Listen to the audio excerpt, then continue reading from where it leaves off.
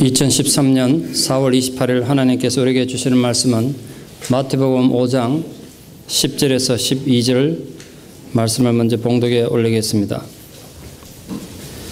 마태복음 5장 10절에서 12절 말씀은 봉독하기 전에 두 가지 광고를 먼저 드리겠습니다. 5월 11일 토요일 낮 12시부터 지역교회 우리 전 지역에 있는 65세 이상 어른 되신 분들을 마더스데이도 다가오고 해서 초청해서 위로회를 갖겠습니다.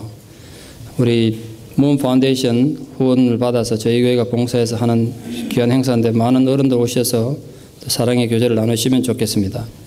우리 지역교회 협의회 주관 전교회 대항 친선 탁구대회가 5월 18일 토요일 오후 12시 반부터 저희 교회에서 있습니다. 지역교회 협의회에 소속된 모든 교회들의 많은 관심과 참여를 부탁드립니다. 말씀 봉독에 올리겠습니다. 의를 위하여 박해를 받은 자는 복이 있나니 천국이 그들의 것임이라. 나로 말미암아 너희를 욕하고 박해하고 거짓으로 너희를 거슬러 모든 악한 말을 할 때에는 너희에게 복이 있나니 기뻐하고 즐거워하라. 하늘에서 너희 상이 큼이라. 너희 전에 있던 선지자들도 이같이 박해하였느니라. 사도행전 5장 40절 41절 말씀 봉독해 드리겠습니다. 사도행전 5장 40절입니다. 그들이 옳게 여겨 사도들을 불러들여 채찍질하며 예수의 이름으로 말하는 것을 금하고 놓으니 사도들은 그 이름을 위하여 능력받는 일에 합당한 자로 여기심을 기뻐하면서 공의 앞을 떠나니라. 아멘. 영국과 프랑스의 왕위 계승 문제로 촉발됐던 100년 전쟁은 무려 116년이나 지속됐던 길고도 주일했던 전쟁입니다. 그 전쟁의 대부분을 프랑스 영토에서 치러졌던 가슴 아픈 전쟁인데 비교적 전쟁 초기라고 할 수 있는 1347년 영국과 프랑스에 가로놓인 바다 이름이 도브 해협인데 영국군이 프랑스를 침공하기 위해서 도브 해협을 건넜습니다. 도브 해협 건너면 맨 먼저 마주치는 도시가 항구 도시 칼레라는 도시입니다.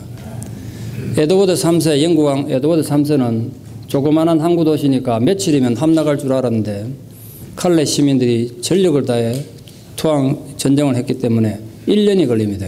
점령하는데. 그러니까 버티다 식량도 떨어지고 결국 칼레 주민들이 항복을 하게 됩니다. 얼마나 약이 올랐겠습니까? 에드워드 3세가. 1년을 그 발목 있게 있었으니까. 그 칼레 주민들 어린애 남녀노소 할 거 다 죽이려고 그랬어요. 그 자꾸 사신들을 보내고 또 주변에 신하들의 만류 듣고 해가지고 결국은 에드워드 3세가 조건부로 뜻을 바꿉니다. 어떤 조건을 내거냐 하면 내가 칼레 주민들을 다 살려준 조건으로 그 주민을 대표하는 6명의 시민을 내게 보내라. 보낼 때 머리를 빡빡 밀고 맨발로 목에는 그 사람들 죽일 교수대 밧줄 걸고 도시를 상징하는 중요한 건물들 열쇠를 전부 가져와라. 그들을 죽이는 것으로 내가 용서해 주겠다 그랬습니다. 칼레 주민 입장에서는 다 죽을 판에 살아남았다는 안도의 한숨도 잠시고 그럼 누가 갈 거냐. 에드워드 3세 생각에는 이 칼레라는 도시가 항구 도시라 아주 거칠고 옛날에 해적 도시라 선뜻 자기가 죽겠다가 나설 사람 없으리라 생각했어요. 그 조건을 내세울 땐 6명 중에 1명이라도 모자라면 그걸 꼬투리 잡아 다 죽이려고 생각했습니다. 그럼 누가 나설 것인가 고민이 되지 않았겠어요? 그 설들이 많았습니다. 누가 나선 사람 없으니까 제비 뽑기 하자. 뭐 그렇게 중구난방했습니다. 그때 그 지역의 가장 부자였고 지도자 중에 한 사람이었던 웨스타시 드 생피에르라는 사람이 자기가 주민들의 목숨을 구하기 위해 내 목숨을 던지겠다고 나섰습니다.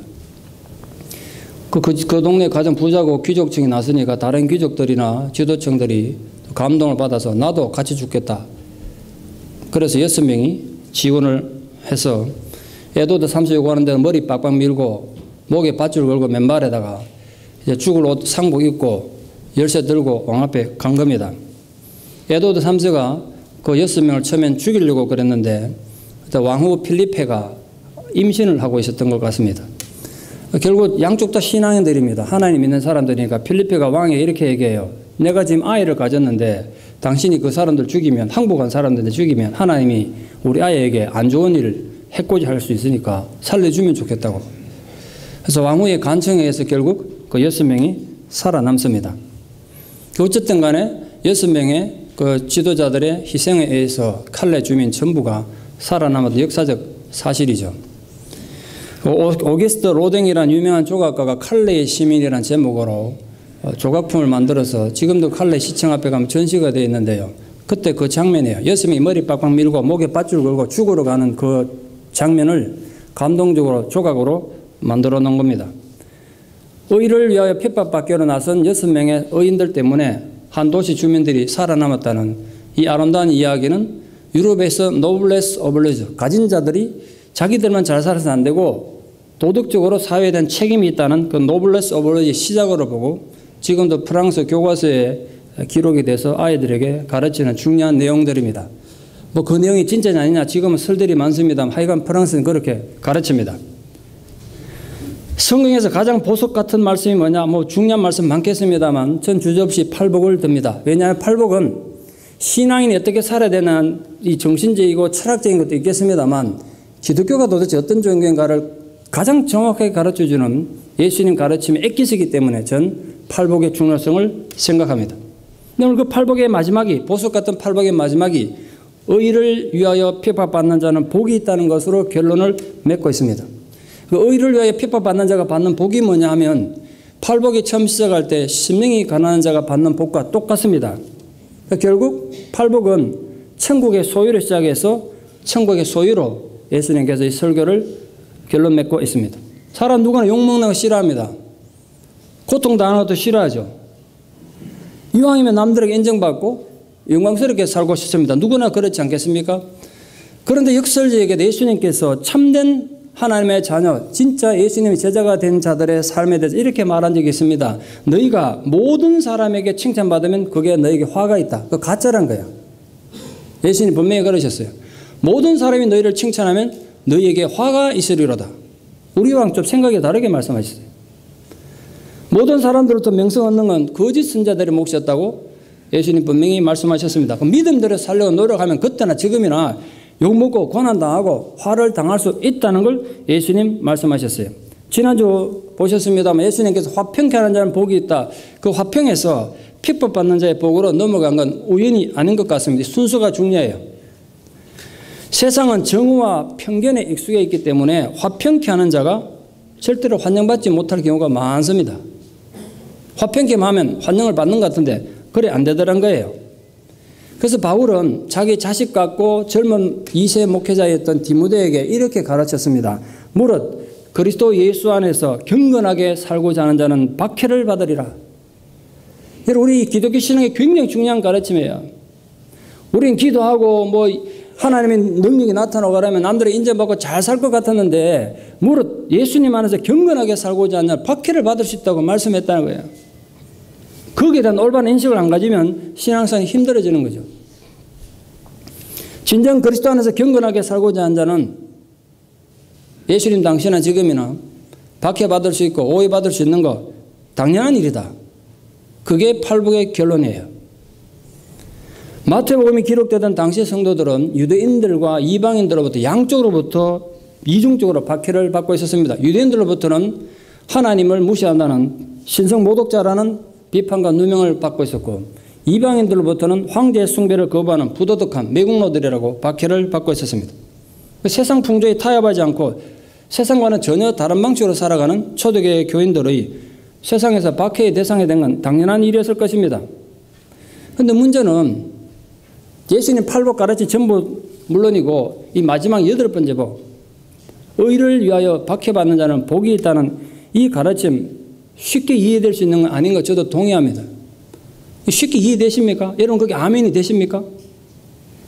그래서 많은 경우에 뭐 신앙, 비신앙을 떠나가지고 시비의 대상이 되고 신앙을 가진 우리들에게도 실천하기 굉장히 힘든 거 우리 삶을 통해 알고 있습니다.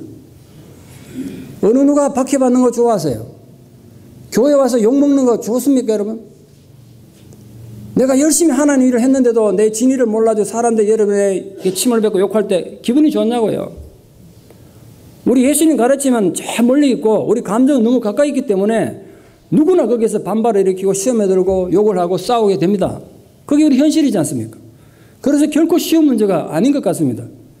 팔복을 툭 건드리면 암송할 수 있을 정도로 외우는데 무슨 소용이 있습니까? 아무런 의미가 없지 않습니까? 우리 삶에 적용이 되지 않는다면. 누구나 그럴 수 있죠. 예수님의 팔복의 가르침을 누구보다 정오했던 대표적 사람이 프레드릭 니체입니다. 니체는 할아버지도 목사, 아버지도 목사인 목사 집안의 사람이었음에도 불구하고 성경에 대하여 하나님에 대해서 굉장히 감정이 안 좋았던 사람입니다. 결국은 1888년 미쳐나가기 한 해 전에 반기독교라는 책까지 썼습니다. 그는 그 책에서 이렇게 설명하고 있습니다. 무엇이 이 세상의 모든 악보다 더 해로운가? 연약한 자들에 대한 적극적인 동정심, 즉 기독교가 이 세상의 모든 악보다 더 나쁘다고 그랬어요. 자기 책에서. 그는 기독교가 힘의 종교가 아니라 연민의 종교이기 때문에 이 건강하지 못한 현대사회에서 그런 식으로 예수 믿어서 어떻게 행복을 누릴 수 있고 성공할 수 있냐. 그렇게 기독교가 나쁘다는 거예요. 때문에 자기 생각에는 성경에서 존경할 인물이 딱 한 명 있는데 전부 쓸데없는 인간들 딱 존경할 인물 한 명이 누구냐. 그게 로마 총독 본디오 빌라도라 그랬어요. 자기 책에 그러 적어놨어요. 그리고 기독교는 인류의 가장 큰 불행이라고까지 이런 막말을 썼습니다. 그리고 1년 뒤에 미쳐서 죽죠, 이제. 왜 니체가 이토록 예수님의 가르침을 무시하고 기독교를 경멸했는지 아십니까? 그가 미쳐서 날뛰기 때문이 아닙니다. 그 이유는 예수님께서는 니체가 주장하는 니체의 그 철학의 가장 핵심이 뭐냐면요. 인간을 잘 훈련시키고 철학적으로 잘 가르치면 강력한 인간, 모든 면에서 탁월한 인간이 될 수 있다는 거예요. 그 인간을 만드는 게 목적이에요. 그걸 이름하여 초인이라는 초인. 그 이름 슈퍼맨 너무 좋아하지 마세요. 그 성경적으로 정반대되는 내용이에요. 예수님은 초인을 철저히 부정하셨을 뿐 아니라 오히려 하나님 안에서 인정받고 하나님이 기뻐하는 사람들, 어린아이처럼 자기를 낮추는 자다.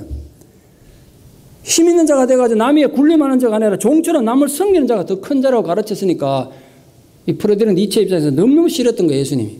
자기 철학하고 정반대되니까. 미쳐서 죽은 니체만이 아닌 것 같습니다.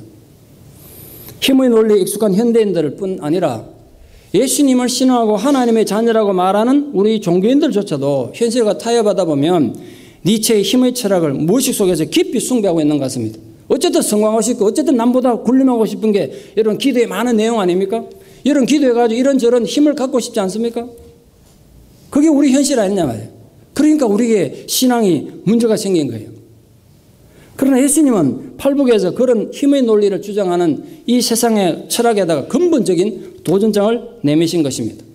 예수님 팔복을 통하여서 세상의 성공신화와 힘의 논리와는 전혀 다른 가치체계를 선포하신 것입니다. 그 문제는 우리는 그 양쪽의 가치체계 중 어느 것을 받아들일 것이냐 말이에요. 어느 것을. 어떤 신학자의 말처럼 누구든지 예수 그리스도와의 교제에 들어간 사람은 자신의 가치의 변화를 겪지 않으면 안 된다 이거예요. 문제는 예수를 믿으면서도 여전히 성공신화와 힘의 가치만을 쫓고 있으면서도 예수 믿는 사람이 제가 생각에 세상에 제일 불쌍한 사람 같습니다. 오늘도 우리가 예배 자리에 나와서 예배 자리에 앉아 있습니다만 여러분 생각과 의식 속에는 여전히 어떻게 하든지 내가 하나님의 좀 잘 보여가지고 성공하고 부자가 되고 힘을 가지고 싶은 생각만으로 예수를 믿고 예배 드린다면 그 사람이 제일 불쌍한 사람이에요. 그 기도가 하나님 앞에 상달되겠냐 말이죠. 우리 가치체계가 바뀌지 않으면. 진짜 성공이 무엇이고 진짜 힘이 무엇인지 하나님 앞에 바뀌어지지 않으면 올바른 제자가 될 수도 없고 하나님 자녀가 될 수 없다는 거예요. 그 의를 위하여 박해받는 사람 복이 있다 할 때 그 의를 위하여 박해받는 자 이 뜻이 원래 헬라 뜻이 뭐냐면 사냥꾼에게 쫓겨가는 덜지성의 신세 그걸 말하든지 아니면 전쟁해가지고 적군에서 패해가지고 도망가는 패잔병들의 모습을 설명하는 군사용어입니다. 이 헬라어가. 왜 예수님께서 그렇게 긴급한 상황으로 도망가는 패잔병 같은 그런 모습의 제자의 삶을 표현하셨을까요? 하나님 의를 드러내는 성도의 삶이란 결국 전투에 임하는 군인과 같이 심각한 거기 때문에 그러지 않았을까? 저는 그렇게 생각합니다. 오늘 예수님께서 말씀하시고자 하는 의도는 성도에게는 결국 어떤 핍박과 환난이 오더라도 하나님 향 의는 잃지 말아야 된다는 거예요. 차라리 네가 억울함을 당해가지고 순교를 당할지언정 하나님 향한 순수한 믿음, 의는 잃어버리지 말아라 이 얘기라고요. 오늘 여러분도 마찬가지입니다. 살다 보면 억울한 일이 얼마나 많으십니까? 속 터진 일 많으시겠죠. 근데 그것 때문에 하나님 향한 믿음은 잃어버리지 않는 하나님 향한 의는 잃어버리지 않는 자가 되기를 진심으로 축원합니다. 고난을 당하고 박해당하는 것 지금 여러분에게 얼마든지 있을 수 있습니다. 여러 종류의 고통, 아픔이 있을 수 있죠. 근데 정말 가슴 아픈 건 고난당하고 박해받는 것마다 참 슬프고 불쌍한 일인데 그 과정에서 성도님들조차도 순수함을 잃어버리는 건 너무 슬픈 일입니다. 상대방에 대한 분노와 복수하고 싶은 마음에 나도 모르게 내 영혼이 막 파괴되어 가는 거예요. 그래서 세상과 이웃에 대해서 아주 거칠게 대합니다. 아니면 자기 스스로 내면을 파괴시켜가지고 자기 존엄성을 완전히 파괴시켜서 자기 자신을 너무 초라하게 생각합니다. 스스로 생각하기도 자신은 완전 인생의 실패자 같습니다. 나 같은 인간은 세상 살아갈 이유가 없는, 살아갈 가치가 없는 존재처럼 그렇게 생각하는 분들도 많습니다. 그러면 세상을 함부로 살게 돼요. 희망을 포기하게 됩니다. 아이고 모르겠다, 될 대로 되라는 식으로 세상을 살게 된단 말이에요. 부디 부탁합니다. 정말 더 슬픈 일이지 않습니까? 그런 비극의 희생양이 되지 않도록 여러분이 여러 종류의 의를 위한 박해를 받을 때 이런 의와 여러분 내면에 하나님 주신 아름다운 모습과 하나님 향한 소망을 잘 지키는 분들 되기를 진심으로 소망합니다. 왜 우리가 그런 억울한 박해 속에서도 의를 지켜야 됩니까? 천국이 바로 우리의 것이기 때문에 그렇습니다. 물론 하나님 나라 천국은 종말에 완전히 이루어지겠습니다만 예수님 이 땅에 오심으로 인해서 이미 시작된 겁니다. 그래서 현재 내 삶 속에도 모든 게 불안전하고 힘들고 어렵고 내가 짜증나는 삶을 살고 사업도 힘들고 장사도 안 되고 자식을 속을 썩여도 천국의 영광을 누릴 수 있다는 거예요. 지금 모든 게 불안전한 상황에서 누릴 수 있다는 말이에요. 박해받는 자들에게 현재 주어진 이 복의 선언은 팔복에 관한 전체 내용을 마무리하는 역할을 하고 있습니다. 처음 시작도 천국이었고 마지막 것도 천국입니다. 그 가운데 있는 건 결국은 천국의 삶을 살기 위한 우리의 선택이라는 거예요. 그래서 세상과 타협하거나 현재의 고난에 무릎 꿇지 않고 하나님 의를 위해 사는 자들은 이미 그 삶이 비록 고통스러워도 천국을 사는 것이다. 천국을 소유하고 있는 것이다. 그런 의미에서 예수님께서 마지막 결론도 천국이 그들의 것이다 라고 결론을 내리는 것 같습니다. 여러분 찬송가 어떤 거 제일 좋아하는지 모르겠습니다만 저는 찬송가 중에 413장을 제일 좋아합니다. 그 가족들에게 유언해놨습니다. 나 죽거든 장례식 때 이 찬송 부르라고. 여러분 장례식 찬송 하나씩 구해놓으라 그랬는데 돌아가시기 한 일주일 전에 저한테 연락을 주십시오. 장례식에 대해서 꼭 부르겠습니다. 내 평생에 가는 길 순하든지 또 큰 풍파로 무섭고 어렵든지 내 상황이 어떻든지 간에 내 영혼은 편안하다는 찬송입니다. 저는 그 찬송이 부를 때마다 눈물이 많이 납니다.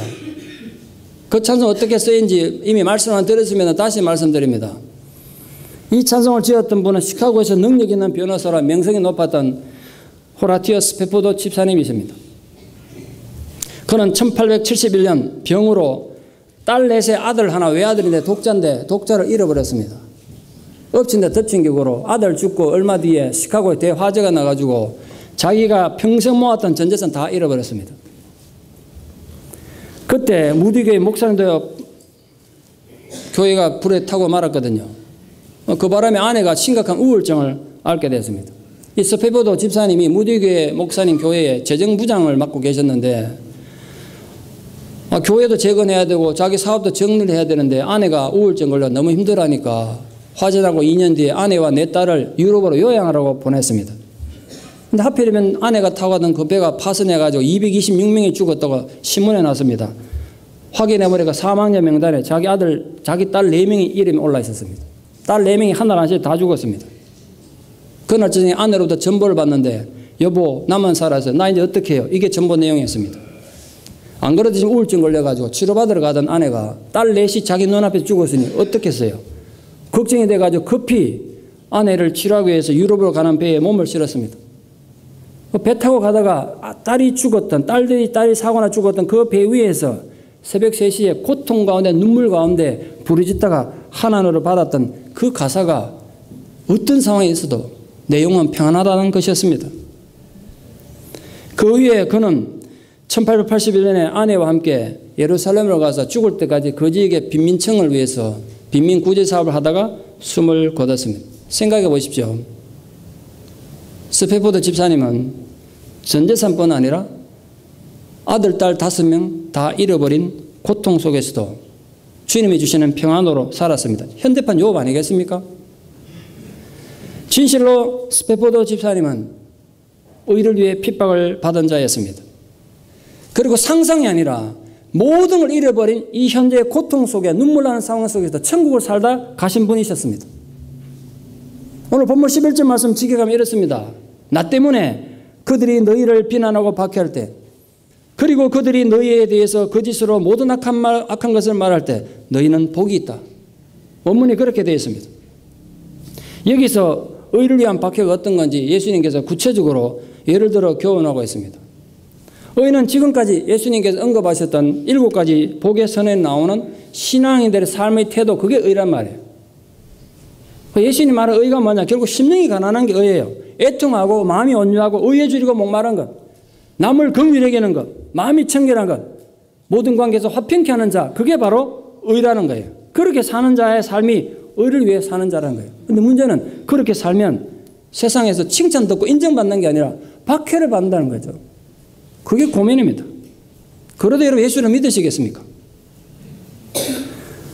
또한 의란 구체적으로 예수 그리스도를 말하고 있습니다. 주님은 제자들이 당하는 핍박의 내용을 나를 인하여, 나 때문에 라고 분명히 말씀하고 있습니다. 결국은 예수님이 선포하신 의로운 사람이라는 건 우리 인격 속에서 예수님 닮아가는 걸 말합니다. 여러분 예수님 닮으려면 의롭게 살아야 되고, 그러다 보면 욕을 먹고 박해를 받는다는 거예요. 이 마지막 복의 선언은 앞에 8가지 복과 다르게 3인칭 대신 의를 위해 핍박받는 자 이렇게 하다가 2인칭으로 넘어갑니다. 너희가 너희에게 이렇게 사용해서 예수님께서 제자들에게, 오늘 우리에게 직접 적용해서 말씀해주고 있습니다. 욕하고 박해하고 심지어는 거짓말로 악한 말을 하는 이 3종의 고통은 예수님을 따르는 모든 자들이 박해를 받아야 될 내용이 어떤 것인가를 보여줍니다. 왜냐하면 그 모든 고통을 이미 예수님이 직접 당하셨기 때문에 그렇습니다. 예수님이 십자가에 달려 죽으시기 전에 진리를 알지 못하는 자들로부터 심한 모욕과 박해와 거짓된 악한 말들로 이미 치욕적 고난을 당하셨습니다. 그런데 문제는 우리가 그런 억울한 일을 당할 때 예수님께서 어떻게 반응하라고 하셨습니까? 기뻐하고 즐거워하라는 거예요. 우리는 복수를 꿈꿔서도 안 되고 어린아이처럼 날 투정 부리고 신경질 부릴 안 된다는 겁니다. 또한 자기 연면에 빠져가지고 자기 상처만 핥고 있어도 안 되고 한을 품고 사는 건 더더욱 안 된다는 거예요. 어떻게 해야 된다고요? 의를 행하다가 부당한 핍박받을 때 오히려 기뻐하고 즐거워하는 겁니다. 왜 그렇습니까? 하늘에서 우리를 향한 상이 크기 때문이라는 거예요. 또한 핍박이 진정한 그리스도인의 가치를 나타내기 때문에 우리가 기뻐해야 한다고 말씀하고 있습니다. 왜냐하면 우리 전에 성경에 살았던 위대했던 선지자들도 우리처럼 핍박받았기 때문에, 우리가 그렇게 억울하게 핍박받고 고난받으면 하나님께서 우리를 성경에 나온 그 위대했던 선지자들처럼 인정하겠다는 거예요. 적어도 예수님 부활하신 뒤에 성령을 받았던 예수님의 제자들은 그 사실을 충분히 이해하고 인식하고 있었습니다. 아까 읽어드렸던 사도행전 5장 말씀 보시면 이렇게 되어 있습니다. 그들이 사도들을 불러들여 채찍질하며 예수의 이름으로 말하는 것을 금하고 놓으니 사도들은 그 이름을 위하여 능력받는 일에 합당한 자로 여기심을 기뻐하면서 공의 앞을 떠나니라. 예수님 제자들은 예수님 때문에 받는 박해와 고통을 명예로운 훈장으로 생각했습니다. 오늘 우리는 어떻습니까? 어떠냐고 우리가 교회에서 일을 하든 하나님 일을 하든 가정에서 조금은 힘들고 어려우면 얼마나 성질 부리고 사십니까들. 얼마나 실막에 실족하고 시험 들고 남을 원망하고 세상을 한탄하냐 말이에요. 오늘부터는 가치를 좀 바꿔주시기를 정말 부탁드립니다. 이렇게 설교하는 나나 여러분 모두가 주님의 일을 하다 욕먹거든 그걸 훈장으로 여깁시다. 왜? 세상 사람 많은데 그래도 너만은 나를 위해 욕먹을 사람인 줄 알고 내가 너에게 욕을 준다는 거예요.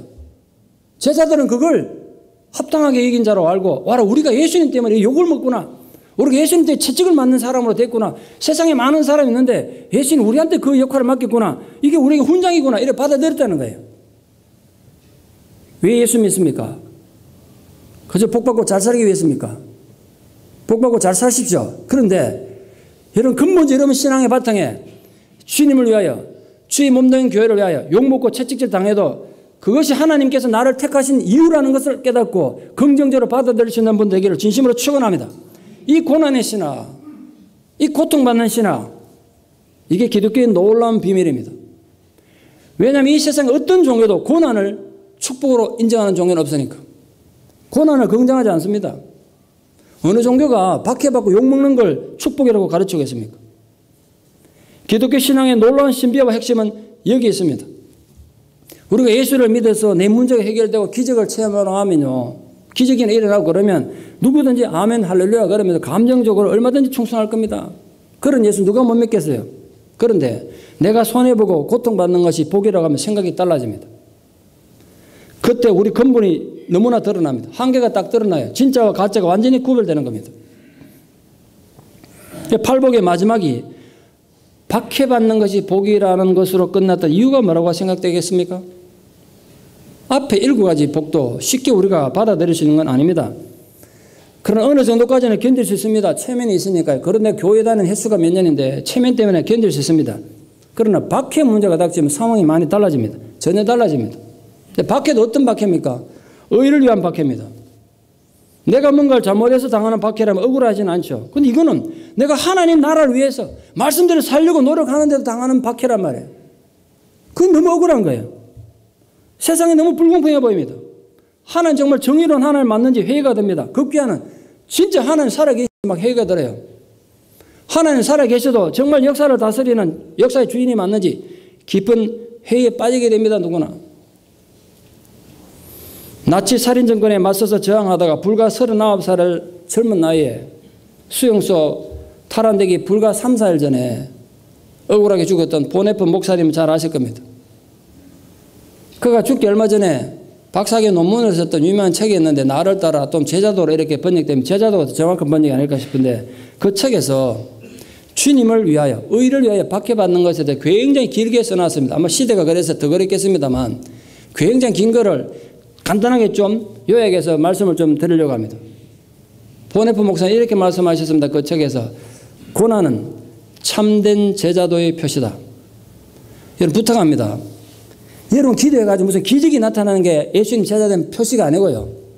능력 행하고 무슨 대단한 사역하는 게 아니라 주님에서 고난받는 게 진짜 제자의 표라는 거예요. 저는 그 말에 정말 긍정해요. 그리스도를 따르는 건 고난이다. 예수님 따른다는 건 자체가 고난이란 거예요. 그것이 바로 루터가 세상에 많은 증거가 있는데도 고난을 참된 교회의 표 가운데 하나로 간주했고 교회란 루터가 정의한 교회란 뭐냐? 복음을 위하여 박해당하고 순교한 자들의 공동체로 정의하는 이유다. 사도의 직분은 고난받은 그리스도께 대한 충성을 의미합니다. 그러므로 그리스도인들이 박해를 받아야만 하는 것은 전혀 놀라운 일이 아니다. 사실 그것은 그의 은혜에 의한 기쁨과 충만한 은혜의 증거다. 고난받는 게 하나의 은혜고 기쁨의 증거라고 보네프 목사님 말씀하셨고 실제로 자기가 말한 대로 그렇게 죽었습니다. 우리가 어떻게 고난을 참고 견디냐에 따라서 성경에 등장한 위대한 선지자들처럼 하나님 우리를 인정해 주실 거란 거예요. 그러므로 고난을 기뻐할 수 있다는 겁니다. 여기서 말하는 선지자는 우리 잘 아는 엘리야, 에레미야, 아마 스가랴라든지 이사야 같은 위대한 하나님의 사람들을 가리킵니다. 간단히 좀 요약하면 이렇습니다. 엘리야는 정말 기적을 많이 베풀었던 사람입니다. 그런데 아십니까? 그 기적을 통해서 자기가 하나님의 사람이라 증명된 게 아니에요. 아무도 그를 따르지 않고 믿지 않았습니다. 얼마나 많은 설교를 했는지 아십니까? 결국은 엘리야도 하나님을 이해하지 못하고 자기 사역을 이해를 못했던 거예요. 그렇게 많은 기적을 베풀고 그렇게 중요한 하나님 복음을 선포해도 회개하기는커녕 오히려 사람들이 자기를 죽이려고 그러니까 낙심해가지고 하나님 앞에서 자살을 꿈꿨던 사람입니다. 쉽게 설명하면 좀 극단적으로 설명해 이렇습니다. 목사가 강대상에서 아무리 설교해도 성도들이 회개하기는커녕 회개를 안 하니까 강대상에서 자살을 꿈꿨다는 거예요. 엘리야가 하나님 존전 앞에서 하나님 앞에서 자살을 꿈꿨다고 성경에 되어 있어요. 구약 성경 최고의 선지자가 그런 고통 당했다는 거예요. 예레미야는 오죽했으면 이름이 눈물의 선지자겠습니까? 평생을 울면서 하나님 말씀 전했지만 누구도 그에게 귀 기울이지 않았습니다. 귀 기울이기는커녕 채찍질 맞고 햇빛도 들지 않는 지하 우물에 던져졌고 결국은 자기 눈으로 자기 조국이 비참하게 멸망하는 걸 바라봐야 했습니다. 스가랴는 악을 행하는 왕에게 하나님의 말씀을 전하다가 전하 그러시면 안 됩니다. 그러다가 딴 데도 아닌 성전에서 하나님의 제사 드리는 그 거룩한 곳에서 돌에 맞아 죽었다고 예수님 말씀하셨잖아요. 위대했던 선지자 이사야는 유다의 가장 악한 왕인 므낫세에 의해서 톱으로 허리가 잘려 죽었습니다. 신약의 사도들도 이에 못지않은 박해를 받았고 대부분 비참하게 순교를 했습니다. 인류 역사에 정말 하나님 사람들에 대한 핍박 역사는 중단된 적이 없습니다. 그러므로 실로 예수님 제자가 된다는 건 고난받은 그리스도께 충성하는 것입니다. 그 예수님은 팔복의 결론을 통해서 제자들이 당하는 고난이라는 건 결코 오늘 너희만 당하는 새로운 게 아니라는 거예요. 오늘 여러분이 이런저런 종류의 내 인생이 왜 이렇게 꼬이고 힘드냐 어렵냐 생각하면 잘 들으십시오. 여러분만 당하는 새로운 게 아니고 우연도 아니고 여러분 재수없어 그런 게 아니라는 거예요. 불합리한 것도 아니라는 걸 확신시켜주고 계십니다. 그러니까 부디 너희들이 당하는 절망에서 고통에서 절망하지 말고 그 핍박에서 승리할 것을 격려하고 계십니다. 댄 바우만이라는 분은 현재 미국 콜로라도주에 있는 예수님단 트리니다드 베이스에서 사역하고 있는 선교사입니다. 그는 1997년 장기적으로 간 것도 아닌데 이란에 단기 선교하러 갔다가 체포돼가지고 2주 만에 체포돼서 9주 동안에 약 2달 넘는 시간 동안 심각한 고문을 당했던 아픔을 겪었던 사람입니다. 9살 생활 살아 돌아가지고 그때 경험을 A Beautiful Way라는 책을 썼는데 번역본 이름은 아름다운 능력의 길 예수 이래 되어 있습니다만 원문은 A Beautiful Way입니다. 그 책을 썼습니다. 그 책 내용 한 2, 3분에 요약하면 이렇습니다. 눈발이 쏟아지는 추운 겨울 난방도 되지 않은 이란의 어느 독방에 갇혀서 언제 죽을지 모르는 공포에 심각한 고문에 고통스러운 날들을 보내야 됐습니다. 고문이 시작되면 간수들이 뺨을 때리고 배를 발로 찼습니다. 끝없이 매질이 이어졌습니다. 하루 이틀은 겪었는데 3일이 가고 한 주가 가고 2주가 가니까 내면에서 회의가 생기기 시작했습니다. 하나님 정말 살아계시는 걸까? 하나님 정말 나와 함께 하시는 걸까? 하나님 정말 나 사랑하는 거 맞는가? 그 사랑의 하나님이, 그 능력의 하나님이, 그 선하신 하나님이 왜 나를 이런 상황에 두셨는가? 회의가 들기 시작했습니다. 어느 날도 심한 고문에 지쳐 쓰러져다 문득 잠이 깼는데 새벽에 이 생각이 들었습니다. 이런 식으로 여기 만약 평생을 살아야 된다. 내가 절대로 살 수가 없다. 어떻게든 여기에서 벗어나야지. 벗어날 수 있는 방법은 하나밖에 없었습니다. 죽는 것뿐이었습니다. 그래서 자살을 시도합니다. 그것도 4번이나. 생각해 보십시오. 예수 그리스도의 복음을 가지고 내가 죽으면 죽으리란 각오로 회교권에 선교를 갔던 선교사가 고문당하니까 너무 고통스러워서 자살을 시도했습니다. 4번씩이나. 얼마나 비참했겠습니까? 본인도 스스로. 끝내 자살을 실패하고 바닥에 쓰러져서 스스로에게 너무 절망했습니다. 내가 이것밖에 안 되는가. 너무 부끄러운 마음이 들었습니다. 그 깊은 절망과 고통 속에 몸부러치며 하나님 앞에 울며 기도했습니다. 하나님 제발 나 여기서 빨리 좀 꺼내달라고. 살려달라고. 그때 하나님께 이렇게 응답이 왔어요. 내가 너를 괴롭히고 너를 고문하는 이 사람들을 어떻게 생각하는지 너 나한테 물어봐. 그런 하나님의 음성이 들린 거예요. 하나님 나 묻기 싫습니다. 이 사람들 생각 어떤 제가 알 게 뭡니까? 나 빨리 여기서 나가는 것만이 목적입니다. 자신의 목적이 너무 분명했기 때문에 이 땅 사람들이 얼마나 악한지 알았기 때문에 묻기 싫었습니다. 그런데 끊임없이 하나님께서 워낙 분명하게 말씀했기 때문에 묻습니다. 하나님, 제게 말할 수 없이 폭행하고 고문하는 이 사람들을 하나님 어떻게 생각하십니까? 입을 열어 물었습니다. 그런데 정말 놀랍게도 자기 마음으로 거부할 때 몰랐는데 자기 입으로 그 질문을 하나님 하는 순간 이때까지 그렇게 미움을 가졌던 자기를 고문하던 그 사람들에 대한 사랑과 긍휼한 마음이 자기 마음에 생겨났습니다. 주님은 그들을 위해서 계속 기도하게 하셨습니다. 설명할 수 없는 이상한 일이지만 하여튼 그런 일이 감옥에서 벌어진 겁니다. 계속해서 그들을 위해서 기도했습니다. 지옥과 같은 몇 주를 보내고 어느 날 또 고문당하고 감방에서 쓰러져 있는데 밖에서 간수들한 얘기가 귀에 들렸습니다. 간수들이 이렇게 말하는 거예요. 나는 도대체 기독교인들 이해할 수 없다. 여기 오면 죽는 걸 알 텐데 왜 자꾸 오는 걸까? 더 이상한 건 우리가 그들을 죽이려고 하고 우리가 그들을 고문하는데도 왜 그들은 우리를 위해서 기도하는지 이해를 할 수 없다. 그 얘기 듣는 순간 이분이 뭘 깨달았냐면 이 감방 안에 도충장치가 됐구나. 자기가 혼자서 기도하는 걸 그 사람이 다 듣고 있었던 겁니다. 감방 안에서 그는 자기를 고문하던 간수와 자기를 핍박하는 이란의 나라에서 간절히 기도하는 걸 그들이 다 들은 거예요. 그때 그 간수들 여러 명이 모여서 얘기하는데 그중에 3명이 이렇게 말하는 걸 들었다는 걸 기록해 놨습니다. 나도 저 사람들이 만난 그런 하나님의 사랑을 알고 싶어. 저 사람들이 가지고 있는 믿음을 나도 가지고 싶어. 그들이 그러더란 거예요. 그리고 9주가 지난 어느 날입니다. 사형 판결을 받기 위해서 재판정에 끌려갔는데 댄 바우만 씨는 2가지 제목으로 사형 선고가 내려져 있었습니다. 하나는 회개권 나라의 기독교를 전달했다는 거고 또 하나는 스파이라는 제목으로 사형이 이미 선고되어 있는 상황이었습니다. 법정에는 수백 명의 사람들이 있었고 비디오 카메라가 돌아가고 있었습니다. 판사가 물었습니다. 당신 도대체 이란에 왜 왔냐고. 그때 어디서 용기가 생겼는지 모르겠습니다만 그가 최후 진술을 이렇게 말했습니다. 나는 이란에 예수 그리스도를 전하려고 왔습니다. 그리고 20분 동안 복음을 설명했습니다. 역설적에도 그 재판 과정 때문에 누구 제지도 받지 않고 이제 예수님이 누군지 예수님이 그들을 얼마나 사랑하는지 복음을 선포하게 된 겁니다. 놀라운 게 이겁니다. 이란 사람들이 그 설교를 들은지 안 들은지 모르겠는데 그 설교하는 과정에 자기가 깨달은 거예요. 나 그거 굉장히 이해해요. 저도 설교하다가 내가 은혜 받는 게 많으니까. 덴바만 선교사가 그 이란 사람들 설교하다가 그때 뭘 깨달았냐. 아, 나는 자유하구나. 내 지금 비록 사형수로 써있지만 나는 자유하구나. 저들이 날 오늘 죽이면 어때? 괜찮아. 나 오늘 죽어도 내 영혼은 이미 예수 그리스도의 피 공로로 자유를 얻었는데 내 집은 천국인데 저들이 내 천국을 어떻게 빼앗아갈 수 있냐. 아, 나 오늘 죽어도 나 자유하구나. 이 확신이 들더란 거예요. 그걸 당당히 외친 겁니다. 그가 최후 진술하고 검찰에 구형이 있었습니다. 이런 인간은 사형시켜야 된다고. 그런데 놀랍게도 판사가 판결문을 낭독하는데 간첩죄에 대해서 무혐의를 선고하고 석방을 명령한 겁니다. 더 놀라운 건 그 이란의 회개권 나라에 판사라는 권력을 가진 사람이 그 법정에서 내려오더니 자기는 죄수인데 자기를 이렇게 포옹하더란 거예요. 있을 수 없는 일이잖아요. 그 포옹이 뭘 의미하는 게겠습니까? 미안하다는 뜻일 수도 있고 당신의 그 가르침에 내가 뭐 은혜 받았다는 이런 생각일 수 있겠습니다만 하여간 그런 과정을 통해서 기적적으로 그분이 자유를 얻어서 그 모든 과정을 책으로 기록했습니다. 제가 그 책 읽어보면서 이런 생각했습니다.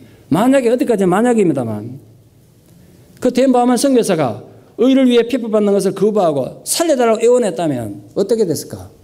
비디오 카메라에 대고 미국을 욕하고 하나님을 거부하면서 살려달라고 그랬다면 어떻게 됐을까? 진짜 간첩죄로 처형됐든지 죽을 때까지 감옥에 있어 했을지도 모르겠습니다. 그러나 그는 의를 위하여 박해받는 걸 견뎠고 하나님의 놀라운 도우심을 체험했습니다. 그게 그에게 약속된 천국이었고 그는 실제로 그 감옥 속에서 천국을 발견하고 누렸던 것입니다. 결론적으로 남는 질문이 하나 있습니다. 그렇다면 왜 하나님께서는 그 사랑의 하나님께서 하나님의 백성들이 박해받는 걸 허락하시는가? 왜 우리들이 당하는 억울한 박해를 막아주지 않으시는가? 우리 많은 경우에 그렇게 질문합니다. 지금도 이해할 수 없는 박해를 당하며 얼마나 많은 사람들이 외로운 밤하늘을 바라보며 그런 고통스러운 외침을 외치겠어요. 고난은 분명히 이유가 있습니다. 그런데 도대체 어떤 이유가 있습니까? 제가 묵상 중에 몇 가지를 정리해 봤습니다. 여러분, 우리는 고난과 박해를 통해서 진짜 성도와 가짜 성도가 구별되는 겁니다. 16세기 영국의 유명한 설교가였던 토마스 왓슨 목사님이 이렇게 말한 적이 있습니다. 그 목사님 지금부터 400년도 더 전 사람이라 무슨 내용에 읽었겠는가 싶어 제가 책을 읽어봤다가 엄청 도전을 받았습니다. 400년 전 사람인데 얼마나 생각이 깊이가 있는지 토마스 왓슨 목사님 책에 보이는 데서 내가 다 찾아 읽어봤어요.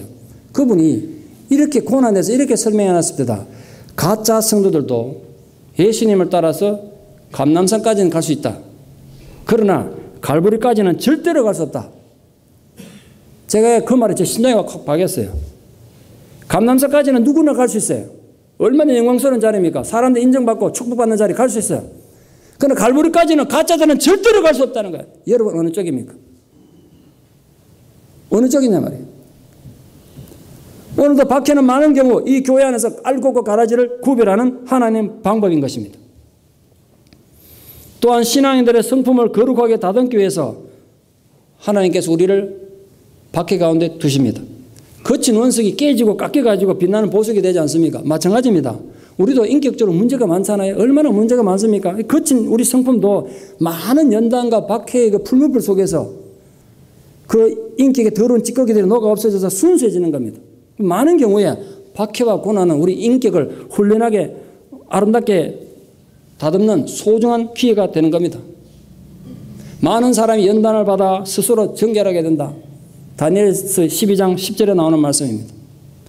우리는 고난의 시간을 통해서 예수 그리스도를 닮아가는 거룩한 인격으로 다듬어지는 것입니다. 성경은 우리가 주님을 믿으면 고난이 없다고 약속하고 있지 않습니다. 믿음 때문에 오히려 고난을 당할 수 있다고 말씀하고 있습니다. 그러나 그 고난 중에 우리와 함께할 것을 약속하셨습니다. 어떤 목사님이 몸이 안 좋아서 병원에 입원했을 때 성도들이 와서 병문할 때 이렇게 말씀하시는 걸 봤습니다. 제가 확실히 아픕니다. 그러나 제가 몸이 아파 고통받고 있지만 그 아픔보다도 더 주님이 확실히 저와 가까이 와 계십니다. 여러분 병상에서 여러분과 더 확실히 가까이 계시는 주님을 맛보기를 바랍니다. 주님 분명히 말씀하셨어요. 너희가 세상에서는 환난을 당하나 담대하라. 내가 세상을 이겼노라. 예수님 이렇게 말씀하지 않으셨어요. 너희 세상에서 어려움을 당하지 않을 것이다. 환난을 당하지 않을 것이다. 그러니까 담대하라 이러지 않으셨어요. 너 당할 거란 거야 환난을. 그래도 담대하라는 거예요. 분명히 주님은 우리가 세상에서 환난 당하지 않을 거라고 약속하지 않고 오히려 환난 당할 거다. 그래도 기죽지 말고 용기를 가져라. 이유는 내가 너와 함께하니까. 그래 말씀하셨습니다. 그런데도 우리는 혹시 전혀 고통이나 박해가 없는 편안함만을 원하고 있지 않습니까? 신인의 광야를 통과하지 않고 적각구리 하나는 축복의 땅만 탐내고 있지 않습니까? 그건 너무 이기적인 것입니다. 하나님 나라에 들어가려면 역설적이게도 많은 환난과 박해를 받아야 할지 모릅니다. 그러나 예수님 마지막 복에 서느니 우리에게 놀라운 축복이 될 뿐 아니라 여러분 인생 역전의 근거가 되기를 바랍니다. 의를 위하여 박해를 받는 자는 복이 있나니 천국이 저희 것이며 천국에 대한 약속으로 시작했던 예수님 팔복의 설교는 다시 천국에 대한 약속으로 끝이 났습니다. 그게 팔복에 대한 결론입니다. 예수님 가르침의 핵심이 천국이기 때문에 그럴 겁니다.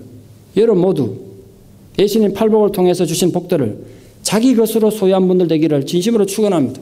무엇보다 지금 다양한 모양으로 환난을 당하고 박해를 당하고 고난 중에 있는 분들에게 주님 이름으로 위로를 전하는 바입니다. 부디 의를 위한 박해를 잘 견디셔서 천국을 자기 것으로 소유했기를 바랍니다. 객관적으로는 지금 여러분 삶이 지옥 같은 삶일지 모르겠지만 오히려 내 영혼은 평안하다고 외치며 천국의 삶을 사는 실제로 이 삶 속에서 천국을 소유한 분들 되기를 진심으로 축원합니다. 기도드리겠습니다. 하나님, 이해할 수 없는 고난에 우리가 던져질 때 신앙이 흔들리고 삶의 목표가 흔들리고 하나님에 대한 믿음이 흔들릴 때가 너무나 많음을 고백합니다. 그러나 오늘 저희가 주님 주신 말씀을 통하여 다시 깨닫고 우리 삶이 새로운 가치를 붙잡습니다. 의를 위하여 핍박받는 것이 오히려 복이라는 사실을 깨닫고 우리가 주님을 위하여 봉사하다가 주를 위하여 의로운 삶을 살다가 남들에게 오해받고 억울한 일을 당할 때 낙심치 않게 하여 주시고 다시 소망을 가지고 끝까지 걸어가 진실로 천국을 나의 것으로 삼는 자가 되게 하여 주시옵소서. 지금 그렇게 사람들 때문에 배신을 당하여 힘겹게 어려운 환경 때문에 마음이 낙심되고 고통과 박해 가운데 있는 분들이 있으면 주님께서 다시 말씀으로 위로로 다가와 주셔서 천국을 자기 것으로 삼는 위대한 주님의 제자들이 되게 하여 주시옵소서. 예수님 이름 받들어 기도드리옵나이다. 아멘.